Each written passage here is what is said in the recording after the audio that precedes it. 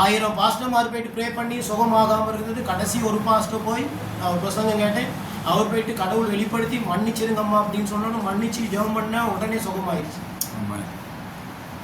மன்னிக்காமல் இருக்கிறது வந்து அது பெரிய ஒரு வைரஸ், ஒரு புற்றுநோய் மாறிடுச்சு. அது பரவிக்கிட்டே இருக்கும். அப்படியே தாயும் தகப்பனும் ஒரு யாரோட சரி வைராக்கியமாக இருந்தாங்கன்னா அது அப்படியே பிள்ளைகளுக்கு வரும். நிறைய அம்மா அப்பா வந்து டிஸ்கஸ் பண்ணுறது பிள்ளைகளை வச்சுக்கிட்டு தான் டிஸ்கஸ் பண்ணுறது. நான் தெரியும் தானே எங்கள் கொடுத்தேன் அப்படின்ட்டு. நீ எந்த காலத்துக்கும் அங்கே போகக்கூடாது. அப்படியே பிள்ளைகள் என்ன செய்வாங்க, அப்படியே பின்பற்றிக்கிட்டே வரும். அந்த பிள்ளைகள் வந்து இது ஒரு டாக்டரிங், இது வந்து ஒரு உபதேசம் எடுத்துட்டு அந்த பிள்ளைகள் என்ன செய்யும், அடுத்துள்ள பரம்பரைக்கு அப்படியே செய்யும். அப்படியே போய்கிட்டு இருந்தா கர்த்தருடைய வார்த்தையிலிருந்து இந்த வார்த்தைகள் எல்லாம் எடுக்க வேண்டிய சந்தர்ப்பம் வந்து ஆண்டவர் எடுக்க விட மாட்டார். மனுஷனுடைய தப்பிதங்களை நீங்கள் மன்னித்தால் உங்கள் தப்பிதங்களை பிதாவானவர் மன்னிப்பார். மனுஷனுடைய தப்பிதங்களை நீங்கள் மன்னிக்காதிருந்தால் உங்கள் தப்பிதங்களை அவரு மன்னிக்கவே மாட்டார். நீங்க நினைச்சுக்கலாம், நான் ரட்சிக்கப்பட்டேன், நீ நிறைய கிறிஸ்தவ அப்படிதான் சொல்றேன், நாங்க மேல நீங்க கீழே, பரலோகம் மேலையா கீழேயான்னு இன்னும் கண்டுபிடிக்கவே இல்லை. நம்ம ஆளுங்க முடிவு சொல்லிடுவாங்க, நாங்க மேல இருப்போம் பரலோகத்துல, நீங்களே எங்க இருப்பீங்க, நரகத்துல இருப்பீங்க. அநேகமா நான் யோசிக்கிறேன், இந்த கொம்யூனியன்னால திருவிருந்து ஆராதனைனால நீங்க யோசிச்சீங்கன்னா, நிறைய திருவிருந்து ஆராதனையில 30 வருஷம் 35 வருஷமா ஆராதனை முடிஞ்சு போனோன்னு வேதனைப்பட்டு. திருவிருந்து ஆராதனைங்க வந்துட்டு மிகவும் கனத்துக்குரியது, புனிதமானது. அதை கட்டாயம் செய்யணும். அதை செய்யாம இருந்தாலும் ஆண்டவருடைய வருகையை நாங்கள் மறுதளிக்கிறோங்கிறத தான் பைபிள் வசனம் சொல்லுது.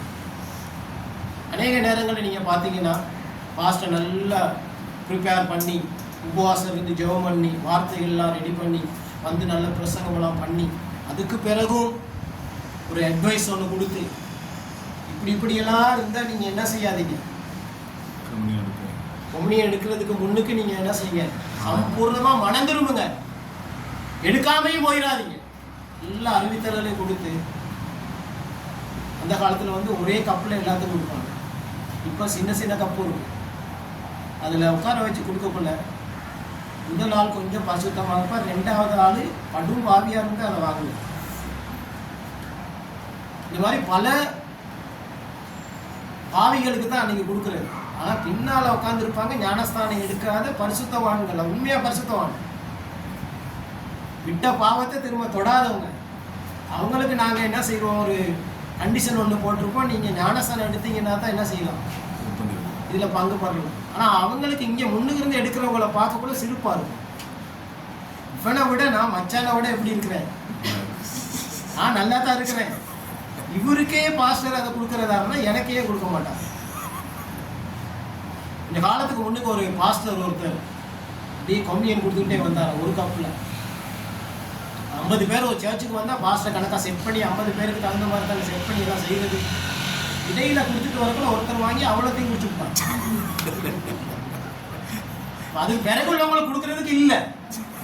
பாஸ்டர் யோசிச்சிருக்காரு, பாஸ்டருக்கு ஐடியா வரணும்னாலே அப்படின்னு வர்ஷிப் போட்டு திரும்ப கொம்யூனியன் தயாரிச்சு மிகுதியான ஆளுகளுக்கெல்லாம் கொடுத்து பாஸ்டருக்கு வந்து இப்போ சர்வீஸ் போய்கிட்டு இருக்கக்கூடிய பாஸ்டர் லீட் பண்ணுறாரு, வர்ஷிப் பண்ணுறாரு, எல்லாம் செய்கிறாரு. ஆனால் இந்த பரிசுத்தமான சந்திக்கணுங்கிறது ஒரு பாஸ்டருக்கு ஒரு பெரிய ஒரு ஆவல். யார் அவ்வளோ போய் வாங்கி குடித்தேன்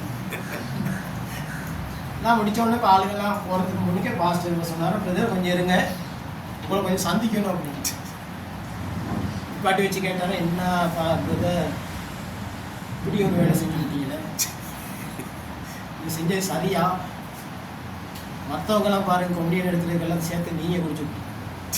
அவர் சொன்னார், அதை ஏன் கேட்குறீங்க பாஸ்டர், நான் செஞ்ச பாவத்துக்கு அதுவும் போதாது பாஸ்டர். அவர் எதில் மதிப்பிட்டு இருக்காருன்னு கேட்டால் எவ்வளோ வேணாலும் பாவம் செய்யலாம், இதை குடிச்சுட்டா எல்லாம் சரியா போகும். பாவத்தை பாருங்க, அவர் அந்த கொம்யூனியன்ல கொண்டு போய் விடுறாரு, இதை குடிச்சா எல்லாம் சரியா வந்துடும் அப்படி. இதெல்லாம் பயங்கர தப்பு. நாங்கள் மற்றவங்களை மன்னிக்காம இருந்தா ஆண்டவர் ஒரு நாள் எங்களை என்ன செய்ய மாட்டார், மன்னிக்க மாட்டார். அதனால எனக்கு அன்பானவர்களே, உங்களுடைய உள்ளத்துல ஆழத்துல இருந்து பரிசுத்த ஆவியானவருக்கு இடம் கொடுத்து நீங்க யோசிச்சு பாருங்க, நான் மன்னிக்க வேண்டிய நபர்கள். அதுதான் மீண்டுமாக நான் கடைசி வரைக்கும் வலியுறுத்துறது வந்து அதுதான்.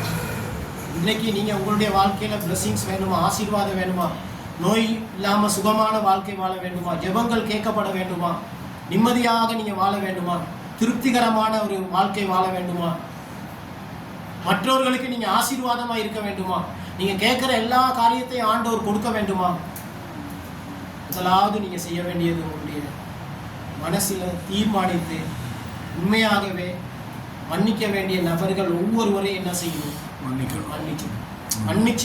மன்னிக்கிறதுனுடைய சரியான மன்னிப்பு எப்படின்னு கேட்டால் மன்னித்து விட்டு விடும்.